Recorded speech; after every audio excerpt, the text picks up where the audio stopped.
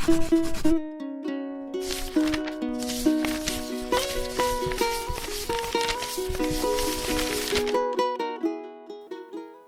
dear brothers and sisters, today is fourth Sunday of Lent called Laetare Sunday.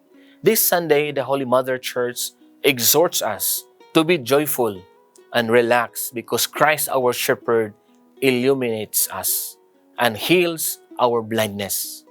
There is much to learn today from our first reading. Samuel obeyed God by going to where he was sent to go to, especially to Jesse's tribe. Humbly and patiently, he followed and obeyed God's instructions. Send for him, we will not sit down to eat until he comes. So he did not rush into fast decision by anointing any other person. Instead, he waited patiently until the right candidate arrived. So, we must also be patient in carrying our God's command.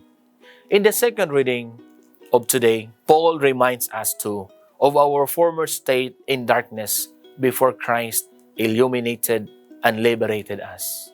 Hence, Paul admonishes, live as children of light, for the effects of the light are seen in complete goodness and right living and truth. Paul simply means that Christ is the light that illumines our life. So living outside Christ means living in darkness. Therefore, in this season of Lent and beyond, we must make much effort to remain and live in Christ, the light of our salvation. In today's Gospel, Jesus restored the sight of a man born blind. Here, Jesus proves that He cares for all well-being of His flock. This is especially for the sick, the weak, and the marginalized. Again, today, He broke another cultural and religious barrier in order to save the blind man. He healed him on a Sabbath day. Without minding about the consequences, He attended to the very important need of the blind man. So Jesus' disciples asked Him, Rabbi, who sinned, this man or his parents? Has he born blind, that he was born blind? From this question, my dear friends, it's obvious that the notion was that all suffering was caused by sin. However, Jesus' response proved otherwise. God permits some things to happen for the manifestation of His glory. In other words, this miracle remarkably revealed the power and glory of God. So the lessons which we must learn from this man healed by Jesus was obedience to the instruction given to him. Go, wash into the pool of Siloam. Second, we must also be consistent with our words, faith, convictions, and the truth.